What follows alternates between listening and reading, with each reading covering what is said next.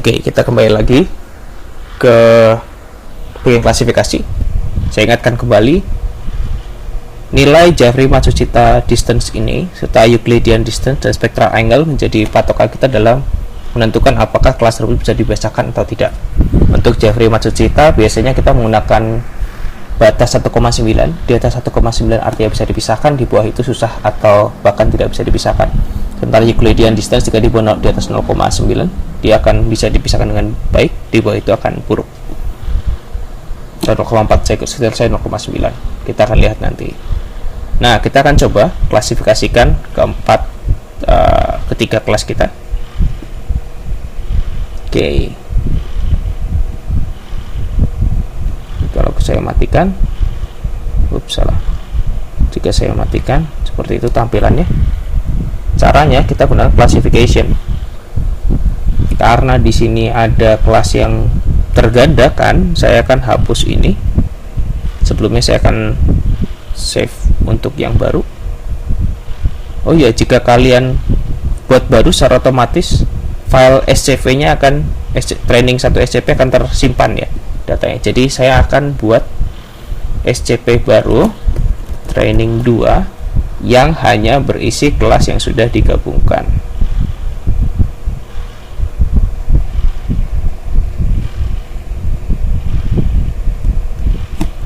Oke, saya akan buka saja yang ini. Oke, saya akan buat training 2 SCP, save, replace. Saya akan hapus dulu training 1. Lalu saya sudah aktif di training 2, saya hapus ini. Saya hapus. Oke. Nah, sekarang kita lakukan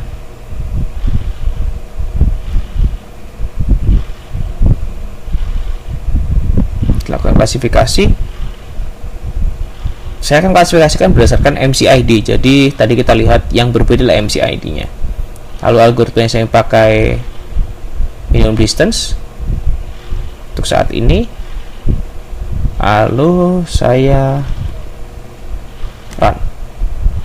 Ini saya akan hasilkan min dist. Dia akan mulai menghitung.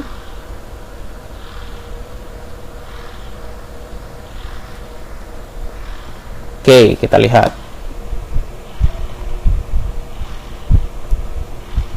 Saya turunkan ini di bawah training. Bisa kita lihat di sini.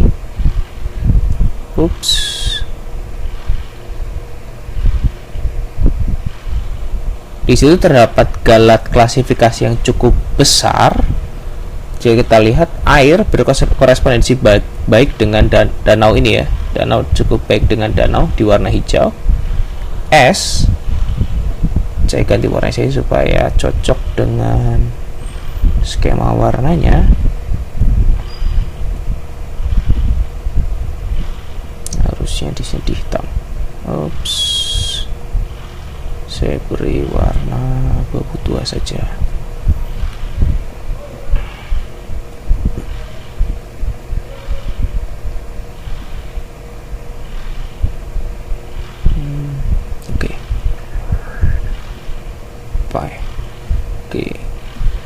Nah, di sini air cukup berespondensi cukup baik, tetapi ada zona yang harusnya bukan air, tetapi menunjukkan kelas air. Kita lihat di sini. Ini harusnya bayangan, tetapi terklasifikasi sebagai air. Sementara yang bayangan terklasifikasi dengan sangat aneh, tersebar merata. Di sini saya juga masih belum bisa memahami mengapa dia menyebar seperti itu. Kita akan lihat nanti.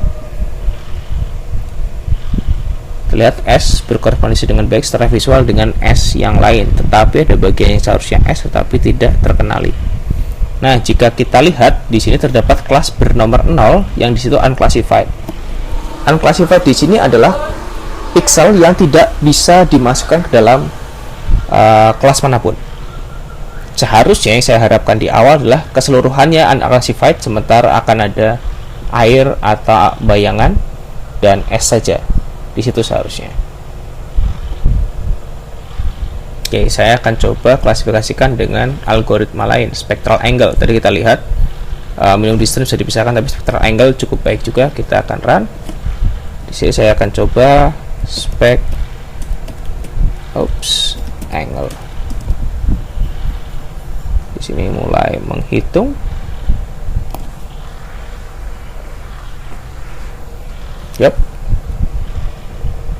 Lagi-lagi terdapat warna oranye cukup absurd yang tersebar dengan banyak. Saya akan copy style, masih belum bisa.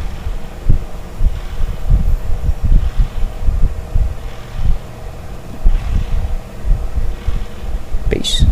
Nah, di sini masih absurd, sepertinya ada yang salah dengan training data untuk kelas bayangan. Seharusnya yang luas adalah unclassified karena yang lainnya bukan air maupun bayangan. Kita akan coba dengan maximum likelihood. Kita run max like.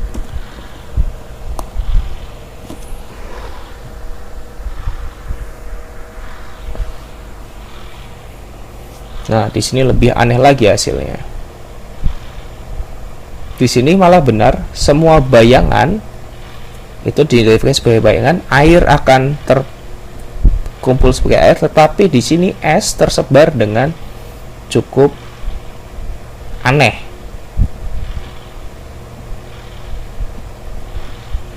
Di sini kita lihat es tersebar sangat merata.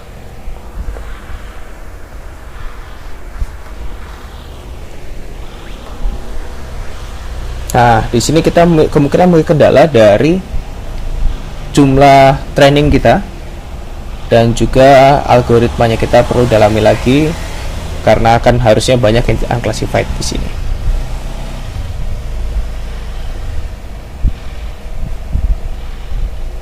Jika kita secara visual saja, yang paling cocok untuk menunjukkan objek-objek geologi kita, objek-objek permukaan kita, itu secara umum untuk es kita akan sangat cocok untuk melihat persebarannya dengan spectral angle. Bukan spectral, ya, spectral angle. Sementara kita bandingkan ini secara visual, spectral angle sangat bisa menangkap sebaran es dengan baik.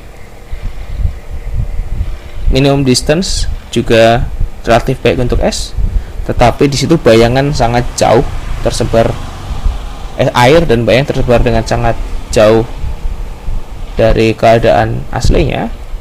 Spectral angle juga sama untuk bayangan dan air. Sementara maximum likelihood menghitung persebaran air dengan sangat baik dan bayangan sangat baik, tetapi untuk sebaran es dihitung dengan sangat aneh.